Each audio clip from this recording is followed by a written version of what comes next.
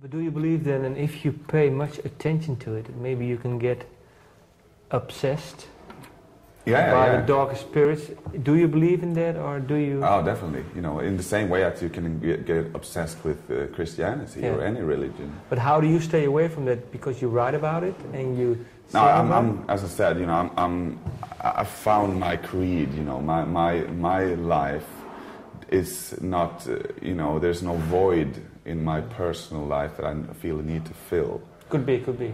Yeah, so I just want to, you know, to basically write about something I find quite interesting. You know, death is a subject I always been writing about for years and years. You know, and human emotions. You know, the stronger emotions like hate and love is something that there's endless inspiration everywhere for those types of subjects.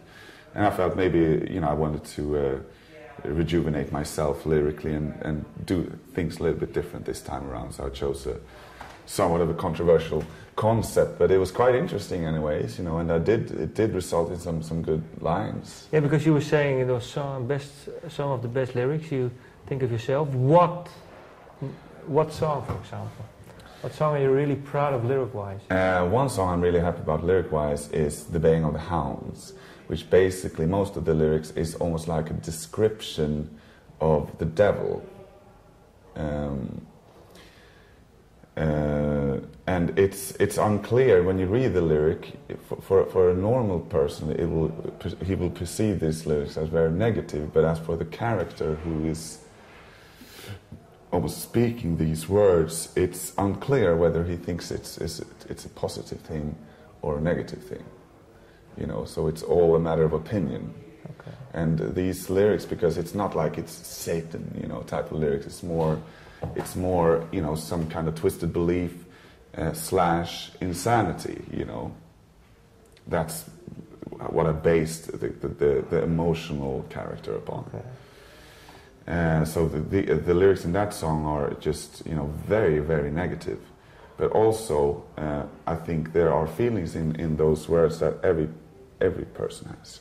Every person in the world is a slight misanthrope, I think. Okay. And I am probably the biggest one. Okay. Let me see. Then the last question, you were saying after the recordings of the Deliverance and Damnation, you were thinking about, well, it's not good, and I don't feel right. How do you feel now? Better, you know. I'm in a good state. I'm happy with the band. I'm happy with the success of the band, and especially with the new album. Happy with the guys in the band. I am happy with my personal life because I got a daughter. Like one year ago or something? Yesterday was her 1 year birthday. Yeah, okay. So she was there with me in Paris. Yeah, okay. And my wife and my mother-in-law. Okay. So it was great to meet. But you actually like your mother-in-law? Sorry? You like your mother-in-law? Oh yeah. Okay, and sometimes people... Yeah, it's a classic thing. Classic, you know? yeah. But no, I have good relations with her. So my personal life is all right. You know, it's better than... I learned a lot of things about myself, I guess, when you get a kid. You know. Okay. What is the biggest thing you've learned? It's how selfish you've been before. Yeah, and even though I see myself as a very caring and I care about my loved ones, is obviously very, very important to me. When you have your daughter or son, when you have your kid, there's new feelings that you never felt before, and that made me feel like I've been very selfish, and that I want to become a better person in all areas, really. You know, just focusing less on myself. And that, as I was saying, I never felt selfish before. But maybe because you were saying at the turn of the century, you were saying you were focusing merely on your music. Yeah. So that's maybe. Yeah, and now there's something that's more importantly, you know, if my daughter would be sick now, I would leave everything. Okay. You know, without, you know, if somebody asked me why, I would kick his ass. You know. Yeah. So it's my life. Okay. There's one more question, and I forgot to ask it because it's about the album. How important has the because now you work with Per Viborg? Yes. Viberg? Viberg. Viberg. How important has the keyboard been now for this album? It has been important. It's a new toy. Yeah, new toy. Yeah, that's what I mean. For me to play around with as I was writing the songs, and he is a fantastic keyboard player, fantastic musician. He writes songs, he can play guitar, he can sing. His influence have been, I think, immense on this record. Not that it's a keyboard-based album, but it gave me the opportunity to do things a little bit differently.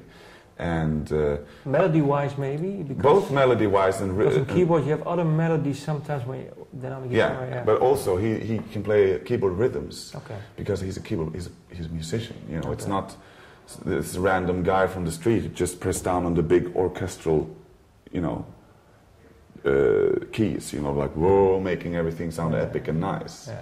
This is a musician playing, so it's very musically executed on this album. And obviously that was the whole idea. I've been after him for years to get him in the band, and he's been touring with us. And I asked him, so when are you going to join? When are you going to join? And he's like, I don't know. You know, he plays in a blues band in Sweden, and he plays with Spiritual Beggars. So I think more than he knows, he's been influencing this record, but it's very subtle. You know, it's not like it's bum bum bum bum bum. You know, it's there and it serves a purpose. You know. Thank you. Thanks. Stop. Okay. Thank you.